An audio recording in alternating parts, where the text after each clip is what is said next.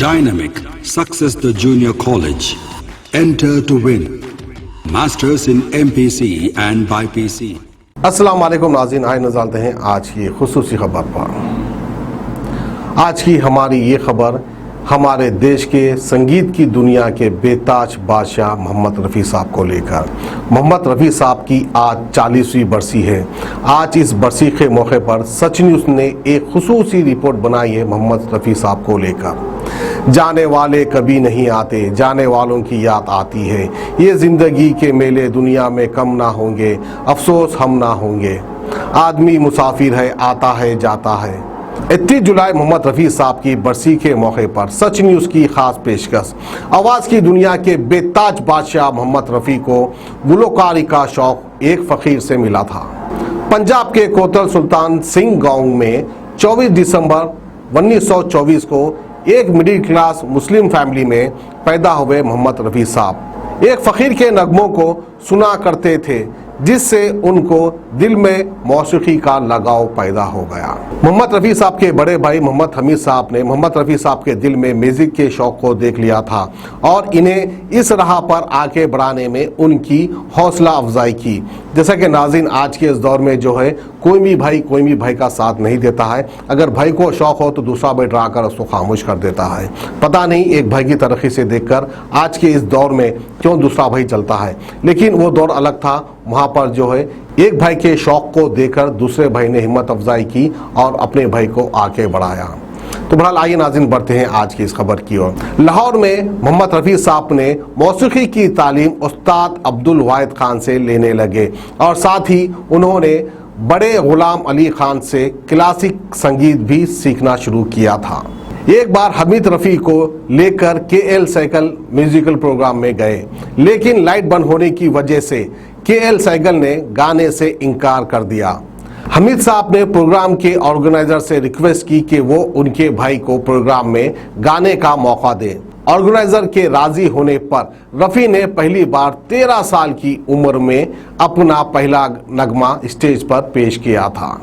शायकीन के दरमिया बैठे मौसीकर श्याम सुंदर को उनका नगमा पसंद आया और उन्होंने मोहम्मद रफ़ी साहब को मुंबई आने की दावत दी। 1944 में फिल्म गांव की गोरी में मोहम्मद रफ़ी ने पहला गाना गाया था। 1964 में रफ़ी साहब ने मशहूर सिंगर किशोर कुमार, जो कि एक एक्टर भी थे, उनके लिए भी एक गाना गाया था। फिल्म का नाम था बागी शहजादे। फिल्म बेजू बोरा का एक मशहूर गाना है, वो गाना आपको बताता चलूं, ओ दुनिया के रखवाले सुन दर्द भरे मेरे नाले। ये गाना ऐसा गाया कि उनके गले से खून निकल गया था। लोगों को शक था कि वो अब नहीं गा सकेंगे, लेकिन रफ़ी साहब ने गाया और खूब गाया। रफ़ी साहब के बारे में ये बात भी मशहूर है कि उन्होंने मस्जिद हरम काबा शरीफ में अज़ान दी थी। रफ़ी साहब ने नाते शरीफ भी पढ़ी थी।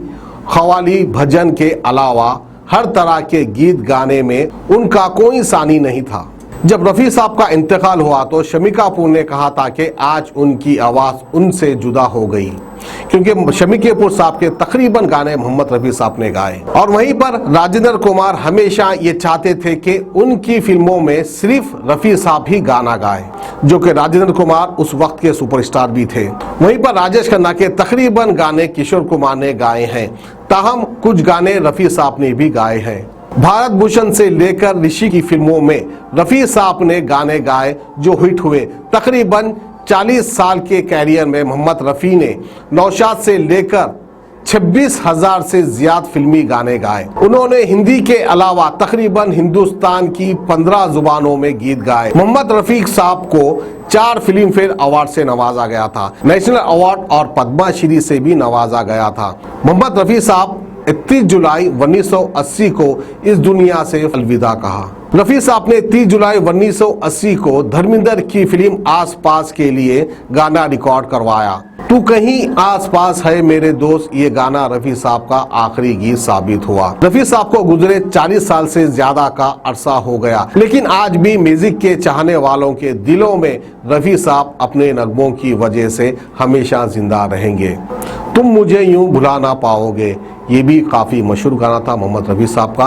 आज भी लोग इस गाने को सुनते हैं।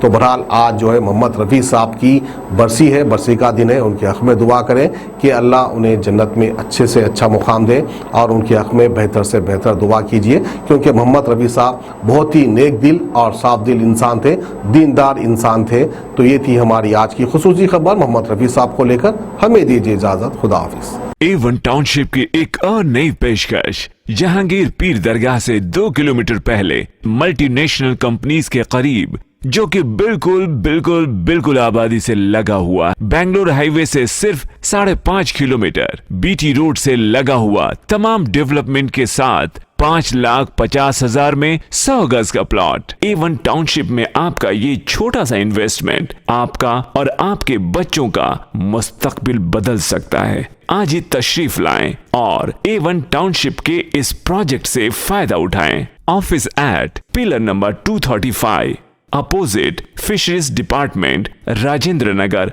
हैदराबाद।